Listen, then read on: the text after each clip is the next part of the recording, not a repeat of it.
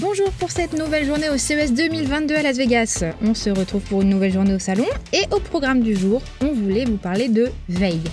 En effet, le CES, en sa qualité de salon de référence concernant la tech et l'innovation, possède de multiples vocations.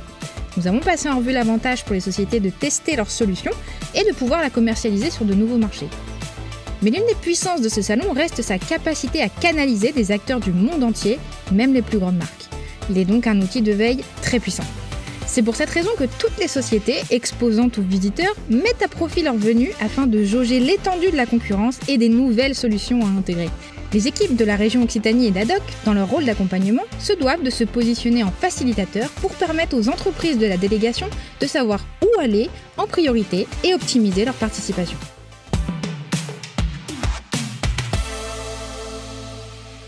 On retrouve Bruno Guier de l'agence ADOC. Bonjour Bruno. Bonjour. Effectivement, le rôle de l'agence ADOC, on l'a vu ces derniers jours, il y a véritablement un travail d'accompagnement pour toutes les entreprises qui sont aujourd'hui au CES pour cette année et pour les années précédentes et à venir. Mais finalement, j'ai la sensation qu'il y a un vrai travail sur place, sur le terrain, dans le salon, pour les accompagner sur leur veille. Est-ce que vous pouvez nous en dire plus sur votre rôle finalement au sein de l'agence et au sein du salon CES ? Oui, tout à fait. Donc, ma mission par rapport au CES, c'est de faire gagner du temps aux entreprises dans leur visite au salon. Donc ça passe par un travail en amont qui consiste à définir, à bien comprendre quelles sont leurs attentes, leurs centres d'intérêt. Ça peut être de la veille, ça peut être de la prospection également. Donc moi, je vais leur donner des clés par rapport à leur cible. Le salon, il est grand. C'est pas évident de s'y repérer. Pour autant, il a une certaine organisation que nous, on connaît bien à l'agence. Et mon rôle, c'est effectivement de les orienter vers ces centres d'intérêt. Voilà, ça c'est une première partie de l'action.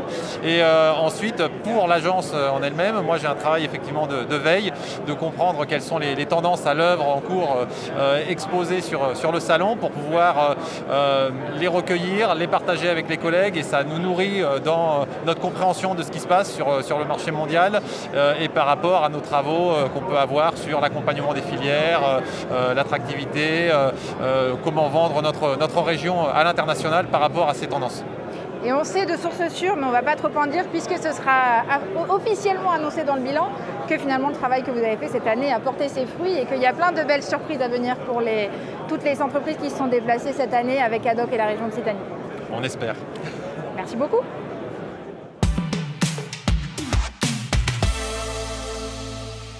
On retrouve Adeline Monger de la société Cryptulip. Bonjour Adeline. Bonjour Émilie, merci pour cette interview. Avec plaisir. On vous retrouve aujourd'hui à l'Eureka Park parce que vous exposez finalement avec la région Occitanie. Mais ça nous semblait intéressant d'aborder effectivement le double objectif des sociétés comme la vôtre et particulièrement dans un secteur en forte croissance et qui fait beaucoup parler les NFT, de ce double objectif que les sociétés peuvent avoir en venant au salon CES, c'est-à-dire tout ce qui est le travail de veille.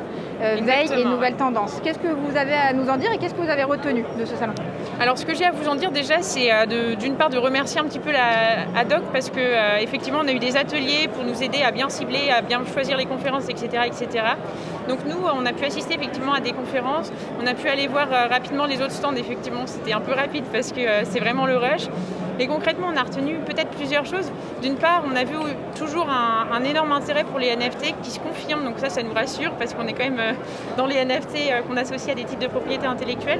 Donc je peux notamment citer Ubisoft qui a créé un petit jeu avec des chiens ou encore Samsung avec son écran pour générer des NFT. Un second point aussi peut-être que j'ai vu et aussi là aussi, qui me rassure aussi, c'est l'effervescence un petit peu de toutes ces plateformes de financement qui se basent sur les NFT, plutôt dans le domaine de l'art, de la musique, etc.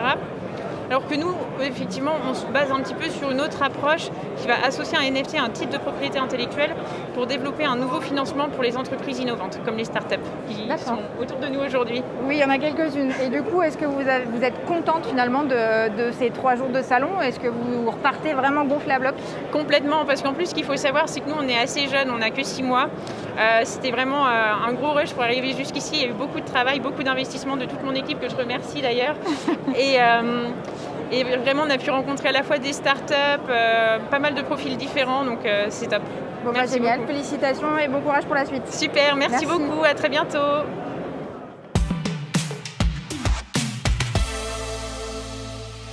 On retrouve retrouve Aurélien Couchet de la société R2 DevOps. Bonjour Aurélien. Bonjour. Émilie. Enchantée. Aujourd'hui, vous êtes venu pour la première fois au salon CES en tant que visiteur. Est-ce que vous pouvez nous dire ce que vous êtes venu chercher sur le salon? Pourquoi est-ce que vous êtes venu particulièrement cette année? Et ce que vous avez retenu de cette saison? Alors oui, tout à fait, c'est la première fois qu'on vient. On est venu tout d'abord pour découvrir le CES et aussi pour confronter notre produit, nos idées aux entreprises qui développent du logiciel. Donc on est arrivé au début avec, je pense, toute partie de l'idée qui s'est vraiment affinée. On a rencontré des personnes qui ont des problèmes auxquels on n'avait pas pensé et qui vont donner beaucoup de travail en rentrant à la maison. Mais c'est des choses, je pense, qu'on n'aurait pas eues si on ne venait pas sur ce type de salon.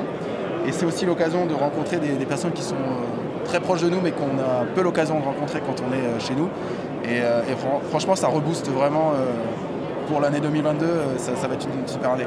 Du coup, vous recommandez à toutes les entreprises, même en tant que visiteur, de venir au CES au moins une fois dans leur vie? Ah oui, il faut venir. Déjà pour voir ce que c'est, même si je pense que d'après ce qu'on entend, il y a moins de monde que les années précédentes. Mais d'un côté, c'est pas plus mal parce que ça permet d'échanger vraiment avec les stands.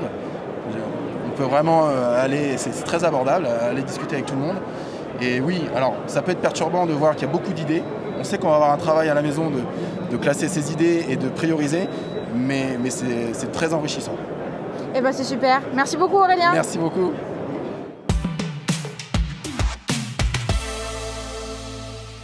Connaître son marché et surtout avoir cet œil sur les tendances à venir, c'est un peu comme avoir une carte Joker dans sa poche. Ensuite, il est nécessaire de savoir quand et comment la sortir.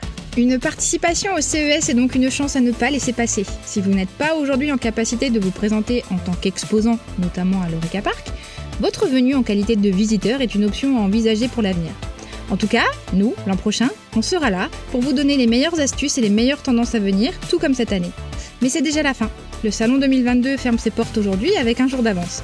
C'est donc le moment pour nous de vous dire au revoir pour aujourd'hui, mais attention, on se retrouve lundi pour une dernière vidéo sur tous les retours de cette édition. Vous saurez tout, alors soyez au rendez-vous. Lundi, 11h, comme d'habitude.